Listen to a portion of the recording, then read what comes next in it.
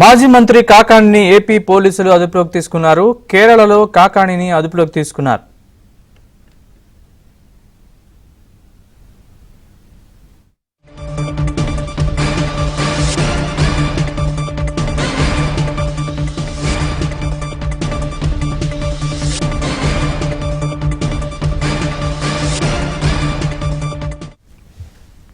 మాజీ మంత్రి కాకాణిని ఏపీ పోలీసులు అదుపులోకి తీసుకున్నారు. కేరళలో దీనికి సంబంధించిన పూర్తి వివరాలు మా ఏపీ బ్యూరో చీఫ్ రామారావు అడిగి తెలుసుకుందాం. రామారావు, చెప్పండి పూర్తి వివరాలు.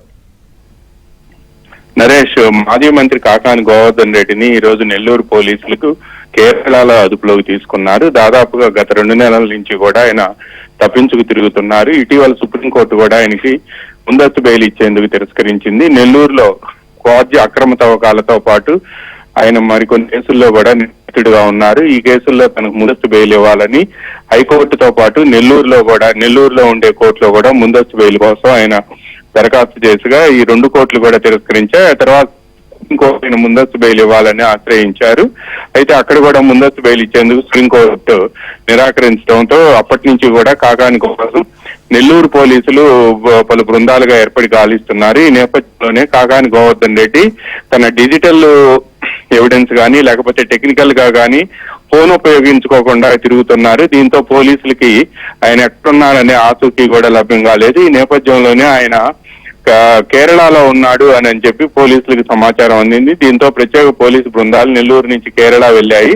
కేరళలో పలు ప్రాంతాల్లో ఆయన పోలీసులు వచ్చారని తెలుసుకొని తప్పించుకొని తిరిగినట్టు తెలిసింది. ఈ నేపథ్యంలోనే ఆయన కేరళలో ప్రాంతంలో ఉన్నాడని తెలుసుకున్న వెంటనే అక్కడికి ప్రత్యేక పోలీసు బృందాలు వెళ్లి ఆయన అదుపులోకి తీసుకున్నాయి. రేపు ఉదయానికి ఆయన నెల్లూరు తీసుకొచ్చే అవకాశం ఉంది. నెల్లూరులో రేపు ఉదయం అరెస్ట్ చూపించిన తర్వాత ఆయన 24 గంటల్లో కోర్టులో ప్రొడ్యూస్ చేసే అవకాశాలు కనిపిస్తూ ఉన్నాయి. నెల్లూరులో క్వార్జీ అక్రమ తవ్వకాల కేసుకు సంబంధించి ఆయనపై కేసు నమోదైంది. అయితే ఈ కేసులో ఆయనపై పలు ఆరోపణలు రావడంతో పాటు క్వార్జీ అక్రమ తవ్వకాలు ఆయన జరిపినట్టు, అందులో ఆయన అనుచరుల పాత్ర ఉన్నట్టు కూడా పోలీసులు నిర్ధారించారు. దీనికి సంబంధించి కూడా ఆయనపై పలు సాక్ష్యాలు ఉండటంతో సుప్రీంకోర్టు కూడా ఇటువంటి కేసుల్లో బెయిల్ ఇచ్చేందుకు సాధ్యం కాదు అని చెప్పి కూడా స్పష్టం చేసింది. ఈ నేపథ్యంలోనే ఈ రోజు సాయంత్రం కాకాని గోవర్ధన్ రెడ్డిని నెల్లూరు పోలీసులు అదుపులో తీసుకున్నట్టుగా కూడా మనకు సమాచారం అందింది. Naresh. Right Ramarao, thanks for the update.